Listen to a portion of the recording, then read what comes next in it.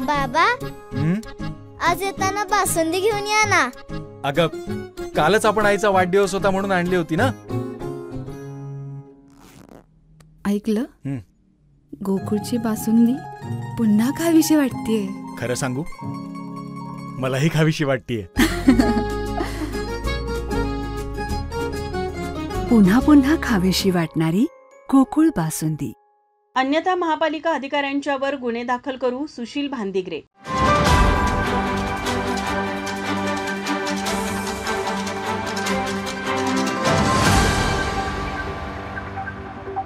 कोल्हापूर महानगरपालिका प्रशासनाने 4,80,00,000 रुपये खर्च करून पंचगंगा नदी येथे राबाडे मळा या ठिकाणी बॉटनिकल गार्डन करीत आहेत. या ठिकाणी विविध जैव वनस्पती रोपे यांची लागवड संगोपन केले जाणार आहे. मात्र वारंवार या ठिकाणी पुराचे पाणी येते. अशा भागात प्रशासनाकडून इतके रुपये खर्च करून बॉटॅनिकल गार्डन करण्याचा अट्टाहास का होत आहे, असा सवाल जुना बुधवार पेठेच्या वतीने विचारण्यात आला.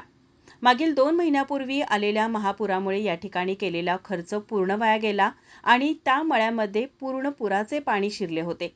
त्या ठिकाणी पिकनिक पॉइंट सेंटर व पेरूची बाग अशा 2 बागा असताना त्यावर खर्च न करता नवीन बागेचा अट्टहास कशासाठी, असा प्रश्न नागरिकांच्यातून उपस्थित होत आहे. जुना बुधवार पेठ, शनिवार पेठ आणि शुक्रवार पेठ या प्रभागासाठी पेठेमध्ये एकही मैदान उपलब्ध नाही.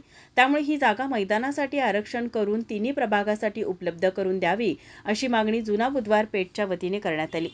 यावेळी बोलताना सामाजिक कार्यकर्ते सुशील भांदिगरे म्हणाले, आज कोल्हापूर महानगरपालिका अतिरिक्त आयुक्त रोकडे साहेबांना आम्ही जुना बुधवार पेठेतील अन्याय निवारण कृती समितीच्या वतीने पंचगंगा नदीवर होणाऱ्या बॉटनिकल गार्डनला विरोध करण्यासाठी या ठिकाणी आम्ही त्यांना भेटलो. ज्या ठिकाणी पुराचं पाणी येते 4,80,00,000 रुपयेचा या ठिकाणी खर्च या बॉटनिकल गार्डनला दाखवण्यात आलेला आणि हा सर्व पैसा पाण्यामध्ये चाललाय. मागं पुरून गेला, त्यामध्ये 1,80,00,000 रुपये त्या ठिकाणी खर्च झाले होते, अनेक रुपये बाद झाले होते. तरी पण आता या ठिकाणी न सुधारता महापालिकेनं पुन्हा एकदा त्या ठिकाणी काम करण्याचा प्रयत्न करत आहेत. आम्ही या ठिकाणी येऊन आयुक्तांना एवढंच सांगितलेलं आहे की जर आपण काम चालू केलं तर जनतेच्या रोषाला आपल्याला सामोरं जायला लागेल. त्यापेक्षा त्या ठिकाणी मैदानाला तुम्ही आरक्षण टाका आणि याबाबत आम्ही आता त्यांना मागणी केलेली आहे. अन्यथा आम्ही महानगरपालिकेचे सर्व जे अधिकारी आहेत त्यांच्यावर आम्ही गुन्हे दाखल करू. कारण हा पैसा आमच्या जनतेच्या खिशातला आहे आणि ह्याचा जर चुकीच्या पद्धतीनं या ठिकाणी खर्च केला जात असेल त्याला सर्वस्व महापालिका प्रशासन जबाबदार राहणार. यावेळी अनिल पाटील, किसन पाटील, शशिकांत हळदकर, गणेश जाधव यांच्यासह नागरिक उपस्थित होते. माझा महाराष्ट्र न्यूज, कोल्हापूर.